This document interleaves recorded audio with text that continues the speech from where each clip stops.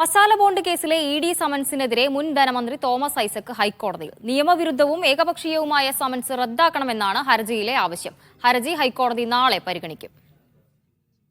ഷംന അശോക് ഉണ്ട് വിവരങ്ങളുമായി. ഷംന, വാർത്തയുടെ കൂടുതൽ വിശദാംശങ്ങൾ എന്തൊക്കെയാണ്?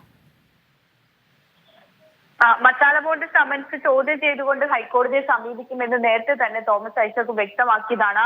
കഴിഞ്ഞ തവണ ഹാജരാകാൻ തോമസ് ഐസക്കിന് നിർദ്ദേശം നൽകിയിട്ടും തോമസ് ഐസക് ഹാജരായിട്ടുണ്ടായിരുന്നില്ല. നിയമവിരുദ്ധമായ പ്രവർത്തനങ്ങളിലൊന്നും താൻ ഏർപ്പെട്ടിട്ടില്ല എന്നുള്ള മറുപടിയാണ് തോമസ് ഐസക് നൽകിയത്. മാത്രമല്ല, മസാല ബോണ്ട് ഇറക്കുന്നതിലുൾപ്പെടെ കൃത്യമായി തന്നെ മുഖ്യമന്ത്രിയുടെയും ഒപ്പം തന്നെ ഇതിനായി രൂപീകരിച്ച കമ്മിറ്റിയുടെയും അനുമതി ഉണ്ടായിരുന്നു. താൻ ഒറ്റയ്ക്കൊന്നും ചെയ്തിട്ടില്ല, അതിൽ നിയമവിരുദ്ധമായി ഒന്നുമില്ല എന്നുള്ളതാണ് പറഞ്ഞിട്ടുള്ളത്. മാത്രമല്ല, മസാല ബോണ്ടിനെ ന്യായീകരിക്കുന്ന ചില കാര്യങ്ങൾ കൂടി തോമസ് ഐസക് മാധ്യമങ്ങളെ കണ്ട സമയത്ത് പറഞ്ഞിരുന്നു. ഈ കേരളത്തിൽ കിഫ്ബി നടപ്പാക്കിയ മാതൃകയിൽ നിഫ്ബി പോലും ഇന്ത്യയിൽ നടപ്പാക്കിയിട്ടുണ്ട്. അതോടൊപ്പം തന്നെ മസാല ബോണ്ട് മാതൃകയിൽ പണം എടുക്കാനുള്ള പല നടപടികളും കേന്ദ്രം പോലും സ്വീകരിച്ചിട്ടുണ്ട്. പിന്നെ എങ്ങനെയാണ് ഇത് നിയമവിരുദ്ധമായി പറയുക എന്നുള്ളതാണ് തോമസ് ഐസക് പ്രധാനമായും ചോദിക്കുന്നത്. ഏതായാലും സമൻസ് ചോദ്യം ചെയ്തുകൊണ്ട് തോമസ് ഐസക് വീണ്ടും ഹൈക്കോടതിയെ സമീപിക്കുകയാണ്.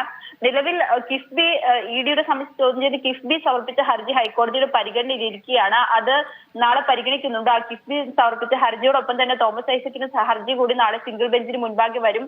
നേരത്തെ തോമസ് ഐസക്കിന് സമൻസ് അയച്ച നടപടി ഇഡി റദ്ദാക്കിയിരുന്നു. അത് ഹൈക്കോടതിയുടെ കൂടി നിർദ്ദേശപ്രകാരമാണ്. ഏതായാലും ഇനി തോമസ് ഐസക്കിന്റെ കൂടി വാദം കേട്ടതിന് ശേഷമായിരിക്കും ഈ ഹർജികളിൽ ഹൈക്കോടതി ഒരു തീരുമാനമെടുക്കുക.